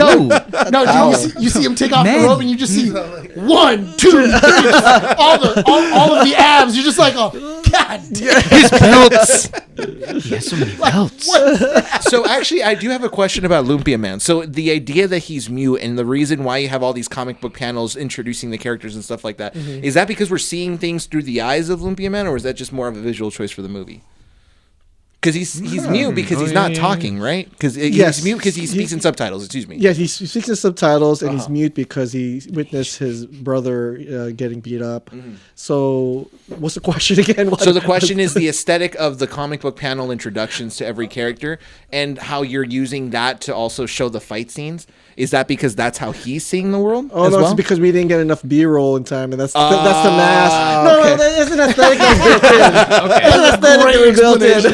That's a real answer. That's an honest answer. Thank you. I took a creative approach. I'll take a great approach because Scott Pilgrim. We did it before Scott Pilgrim did it. And so I like comics. yeah. Eventually, Edgar Wright copied me. I thought it'd be cool. Hey, technically speaking, you started production in 2013?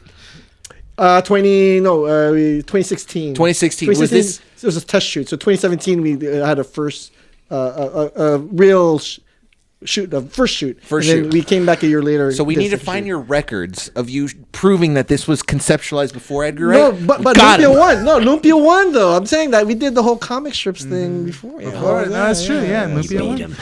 There we go. Edgar Wright, suck it. What has he done? Yeah. him and his hair and his glasses. I did Lumpia, man.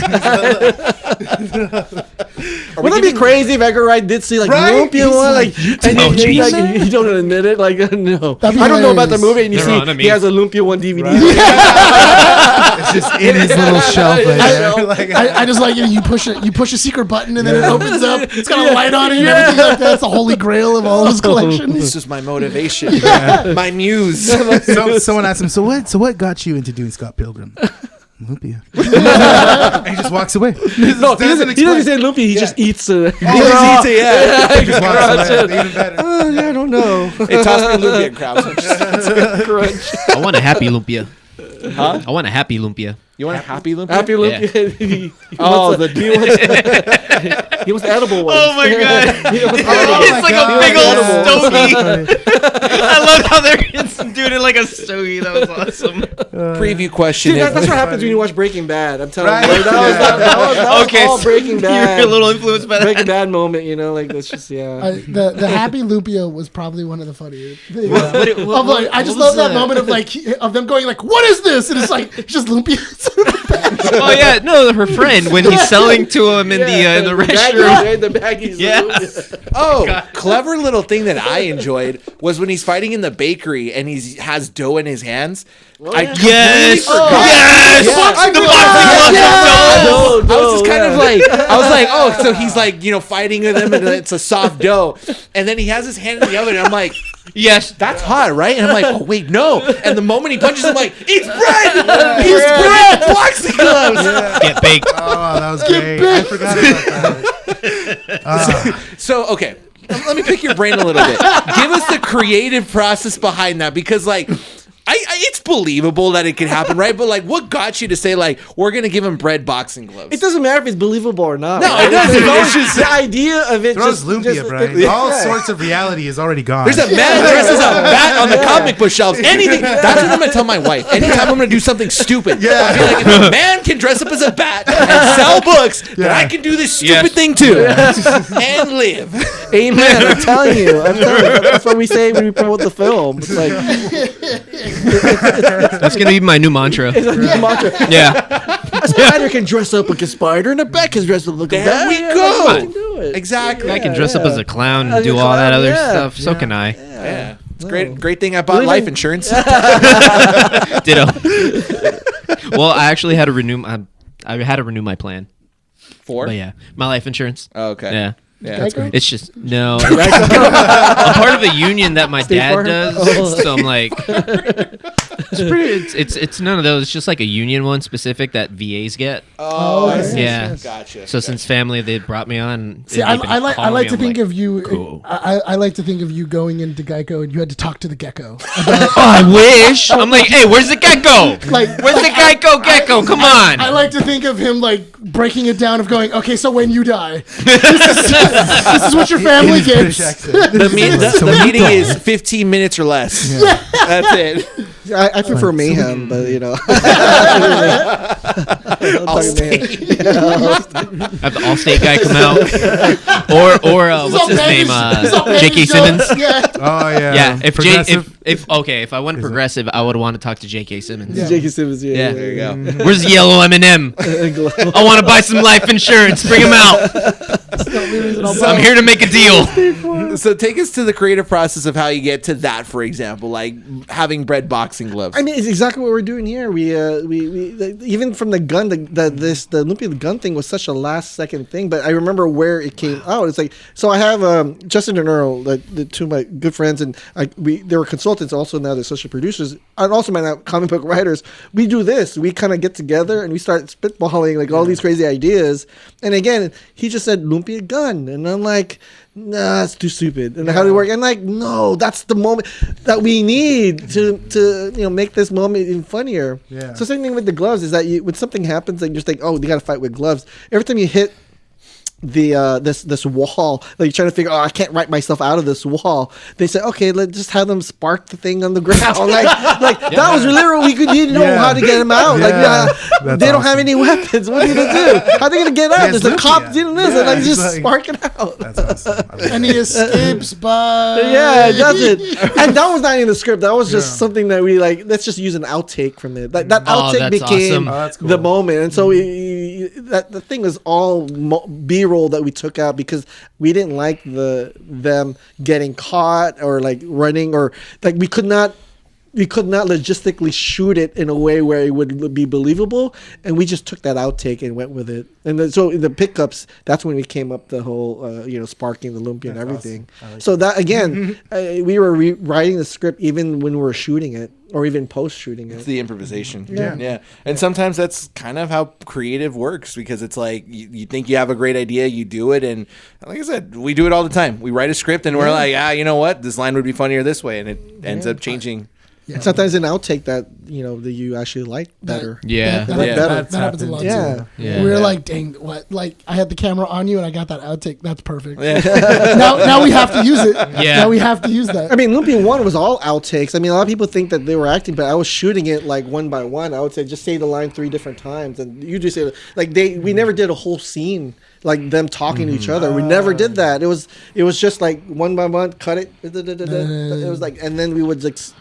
Edit it, splice it together, and I would take just the reaction, just react this way, and reactions always sell a scene. That's why you always shoot reactions. And every time I say cut, I just let the camera keep going, because then they're not actors. Then they're just like, oh, okay, they feel natural. So I would take their natural like the candid pictures. That became Lumpia 1. This people, because when they showed up on set of Lumpia Avenger, they realized they can't act. So and we can't do it the same way anymore. We can't do this. There's a structure now. There's rules. So Danny Trejo's in the next room. So since the first one is done on like camcorder, what did you do? How did you edit all that together? Then what at the time? What kind of editing programs were there, or did you have to So that's why burn everything on a bunch of different tapes and then add it on one? So it was on.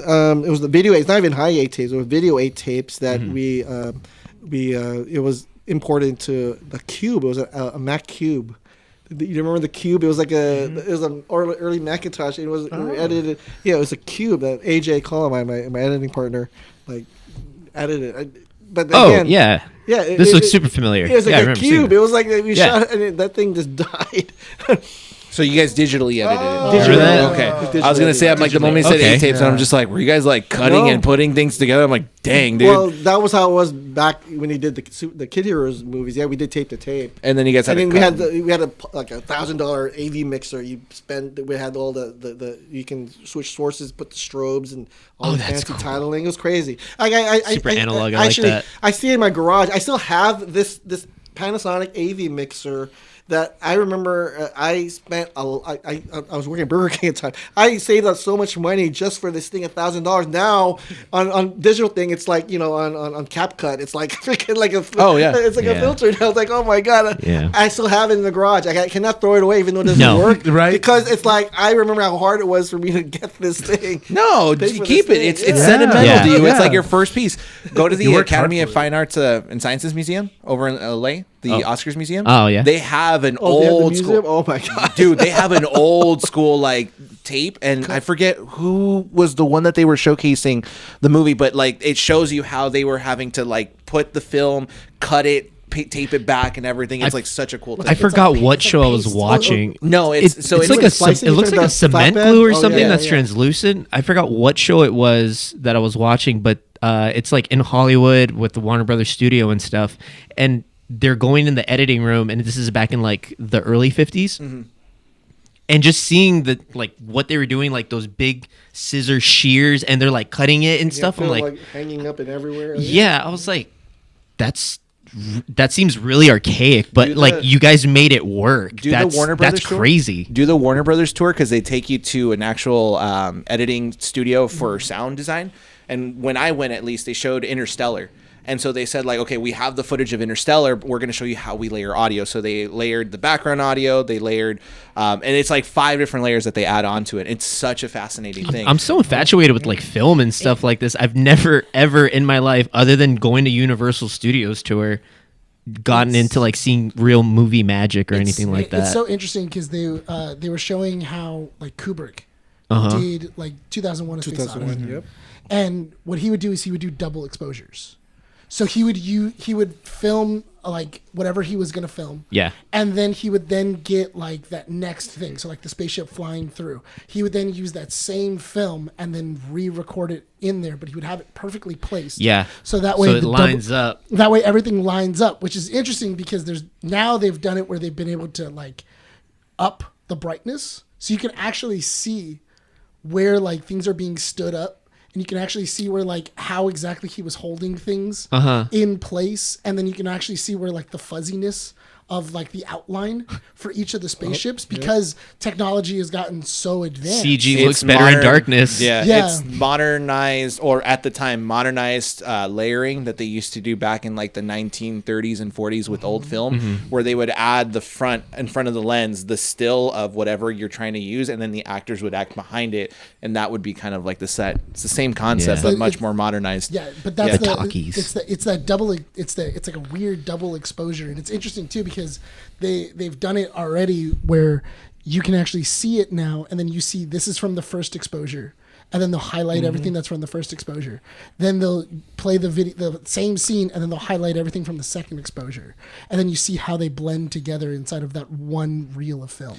I didn't know this, and I don't know if it's true or not, but I was recently told that in the first Star Wars movie, not New Hope, but Phantom Menace, the fight scene between Obi-Wan Kenobi and Darth Maul was actually slowed down. Yeah, because originally they were fighting too fast, and so George Lucas said, in order to make this fight believable, we have to lower it by a quarter of it. Yeah, and I'm like, oh.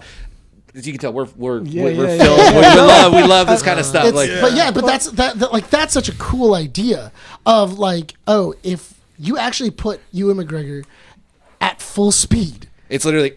It's almost insane. It doesn't look realistic. It doesn't which is ironic because it's them actually doing the We're stunts. talking about space wizards and space wizards fighting at the speed that they are. Not believable. Yeah, and it's like, oh no, we actually have to slow this down. Yeah, and that's really cool. It's interesting. I mean, you were talking about that whole double exposure thing. It's crazy because even visual effects can't get that same effect. Like, you can mimic it, but it does not look.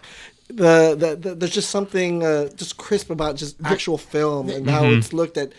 There are times where I wanted to mimic. I remember in post we're trying to. What scene is that? The Marte scene. There's a lot of Captain EO stuff that we were doing the effects, and I kept using the Captain EO. It was optics and special effects, trying to mimic that old school '80s style. But it was hard for the VFX guy. I mean, they got close, but it could never get that optic look that you wanted. That it can only be done how they did it back in the 80s. That's the thing, though, is that it's so interesting that like there's something about film. Like, you can always tell when you're seeing something on film. Yeah. And that's like the big thing. Like AI right now. Yeah, like honestly, it has that kind of recognizable thumbprint. Perfect example. Yeah. Think of Star Trek and Star Wars. What makes a good space scene in both of those franchises? When the ships miniatures. The miniatures. Yeah. The miniatures. Models, and you can tell, honest to God, every single time when either of those two franchises uses a model to show like them flying through space, you can tell, oh, that's a miniature Star Destroyer that's flying through the scene. That's a miniature Enterprise that's flying through there. But when it's like CG'd, it's not the same. No. You can tell 100%. It is interesting because like I prefer miniatures all day. Oh, 100%. I love miniatures. I feel like that's an art form we should really, really go back to because Lord of the Rings, a few others have stuck to that. Godzilla, yeah. The interesting thing about that is like inside of like Star Wars and like New Hope, the original, they weren't Red Squadron. They were actually Blue Squadron. Mm-hmm. The reason why is because the blue screen that they were using for the trench run made everything black. Oh, that's why if you look at R2-D2, his blue panels, they turn dark. black. Yeah, they're black. I thought it was just the the darkness of space, because you kind of see that in the Phantom Menace, it's the silver ship, and then how it looks black. It's the blue screen. So that's what was happening on all of like the blue streaks that were on there. So they were saying we're Blue Squadron, but the problem was that everything was turning out black because of that blue screen that they were using. So they were like, forget it, repaint everything. So they repainted everything red, turned it into Red Squadron, and that's why it is the way it is. So we do have to wrap up the show pretty soon because we just hit about an hour and a half. So before we do 90 minutes. 90 minutes. Yes, that's the goal we're trying to do. That's it. So let's ask you this. You know, we've talked about Lumpia Man, and everything else, but you as a filmmaker, you as someone that appreciates the art of film, if you had to name your top 3 movies, what would they be? Top 3 movies. Top 3 movies. This is not the film school answer, right? Because No. Here's the thing. I hate the film school answer because you have to be super judgy. Yes, and I'm like, I've seen Citizen Kane. It's a great film. It's just my top 3: Kingsman, Baby Driver, Alien. And there's criticism on Kingsman. I don't care. It's a great film. Baby Driver's a great film. So do you have 3? Oh yeah, well, I'm eyeing it because my number 1 is always going to be Transformers the movie '86. The first one, the animated one. Yes, where Optimus Prime dies. Yes, all the kids were weeping. Oh yeah, because it was because that was weird. No, it was smart. They wanted to roll out the next gen of toys already. Yeah, when you think about the toy business, but even the fact that they're also trying to make this kids cartoon more mature. That thing's just stuck with me. And to a point where even Lumpia the Vengeance, the title screen and all this, it's all based on just imagery. For when Gemini does that's supposed to be like Starscream, like or when Galvatron's hitting him with the razor. Yes. So that movie, that it's Unicron hitting Galvatron. And he gets hit, and that's Gemini doing that. And I remember Katrina, who played, like, I was showing her scenes, like, do this, and like, what, it was the crazy motivations and stuff like that. But that Transformers movie, for some reason, just as a kid, it's just sparked. So that'll always be number 1. I'll never admit it. Who's your favorite? Who's your favorite Autobot in that one specific? It was always a Rodimus Prime. Rodimus Prime. I was a Rodimus, not a Hot Rod, but a Rodimus Prime person. Yeah, I loved Cup. Yeah. He was cool. He kind of reminded me of like a grandpa. Yeah. I never had seen a grandpa. I was growing up because I didn't know robots could age like that. Why did he was always old the whole time? Right. That's what threw me off. Like, you can't choose. Back in my day, in this he chose to be old all the whole time. Then I guess he was old. Yeah, he was Benjamin Button style or something. Yeah, he was turned on and he was like, "Oh, I would like to be 90." That's what a Spark wanted. Yeah. But a Spark gave him. Yeah. Because what is it? Unicron is Leonard Nimoy in that one? No, George Orwell's, whatever his name. Orwell? George Orwell's, thank you, yes. And is. Galvatron is played by Leonard Nimoy. There it is. Yeah. I don't think I've seen this movie. Which one is it? 1986. Yeah, it's just the Transformers movie. It's the cartoon movie. Everything, the rock music, everything about that thing. So, yeah. People dying. Yeah, I mean, dude, it was PG. I even bragged the fact that the movie was PG. Like, I'm like, what? Yeah, the 80s were a different time. I know, like PG meant something different. Yeah, PG was just like, let your dad or your mom tell you that you can watch this. There was only 3 people. I mean, Poltergeist is PG. Thanks, Spielberg. Oh no, but it was traumatized a lot of us. It was a bad word in that movie. That's totally like, I felt like cool. Like, oh my God, Spike said shit. I'm like. And at the time you couldn't, like, there's no YouTube, so you had to wait till it came out on beta or VHS tape later on. I remember seeing it on Betamax in my grandmother's antique store. She never had a Betamax player. No, my uncle did. It's always the better technology that always loses out. Unfortunately, DVD gone, man. Blu-ray took over. It's whatever Korn chooses. Yeah. Oh, the Tropic Thunder monologue. So, that one, yeah. 2 and 3. 2 and 3. 2 and 3 is T2, Judgment Day. Okay. The third one is it's going to be Avengers, the first Avengers movie, just because that was I'm talking about the business wise, but me as a kid growing like that's possible. You can and it worked, and especially. When I was at San Diego Comic-Con, I saw them go up on stage, so I felt like I saw that from announcement. That moment in movie. history. Yeah. I felt like I was part of that jury. Yeah. The film school definitely. answers are always wrong. I feel like no. These are my nerd answers. I'm telling you. Yeah, no. You know what? That's film, what's up. My film program said Avatar is a good movie, and I'm like, it's a good movie. I can agree with that. Do I have to like it? No, absolutely not. I feel like Avatar is just James Cameron going in front of the mirror and going like, Oh no, Aliens. James Cameron still one of my like. Yeah, I know I said T2, but Aliens. What he did with Aliens was a master class in how to take a franchise from Ridley Scott, and make it his own. Yeah. You know? I was surprised that he actually produced Alita Battle Angel.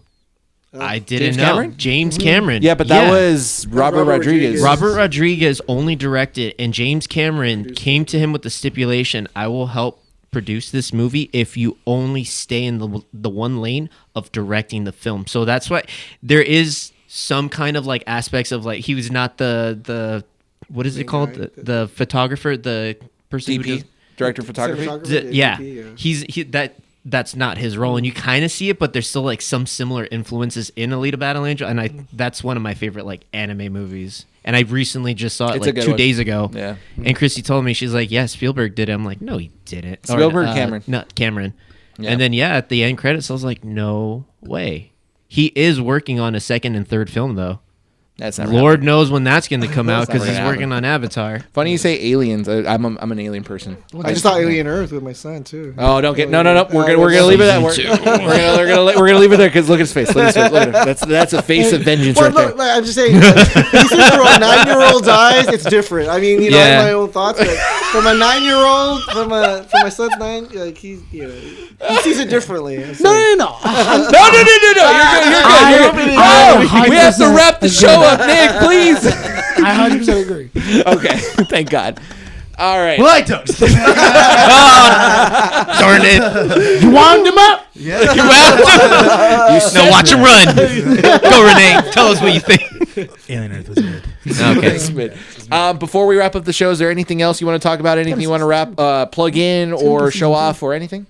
I mean, Kidders.net. I mean, we were talking about a lot of Lumpia stuff, but we're in the comic book field, and we have new comic books. We have this new comic book called Lineage, which is Doug Marcaida from Forged in Fire. It's his baby, and that one we're really proud of because it's not only is it's one of our first non-Lumpia products, but it's an action like Filipino martial arts comic book done by an actual practitioner of the Filipino martial arts. So it's very authentic to his field, and I think we did. The art's amazing. Like I think, I mean, I have it. We'll show it to you, but so check out Lineage. That's that artist Felix Morales. You gotta look out for that name. That's gonna be a name you're gonna hear a lot of in the future. Perfect. Yeah. So everything that you have and want to plug in, we'll put it in the description somewhere. Please go watch Lumpia with a Vengeance. It is on Tubi. 1 million people. Yes. 1 million. And we're going to have Danny Trejo or Manny Pacquiao come out naked like in T2. Yes. All right. It's going to happen. So unlock Lumpia 3. Unlock Lumpia 3 just by watching it. We need executive producer credits. Come on, let's do this. We got proof. I'm telling you. I've said too much already. You're going to give him his Cameron moment. Nick's going to go up in front of the mirror and be like, executive producer credit. We need a stunt butt, I'll be stunt butt. I'll do it. No face, just the butt. Just stunt. I'll do stunt face. Babe, look, that's my butt. That's my butt on TV. I'll get peed on. I don't care. What are we doing? I'll just show up to set. Be like, oh, what do you need? I'll do whatever you need for Lumpia 3. I'll be a Lumpia. Yeah. I'm gonna follow this Felix because I'm looking at his art right now. Felix Morales, you see it? This is really amazing stuff. There we go. So we'll plug everything in the description below, please, or description anywhere you guys are listening to. Yeah. With that said, check out our website, keepingitupwiththenerds.com, socials, Instagram, Facebook, and X.com. Check out our YouTube channel, youtube.com/keepingitupwiththenerds, and audio platforms if you guys are on the go. Any platform you guys can get your podcast from, except SiriusXM.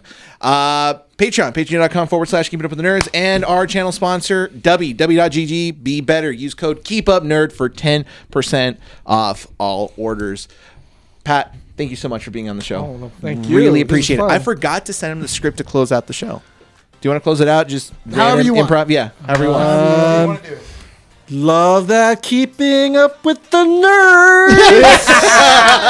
Yeah, baby. There we go. Issue 273. We'll see you in the next one, guys. Bye. Bye. That was a good one.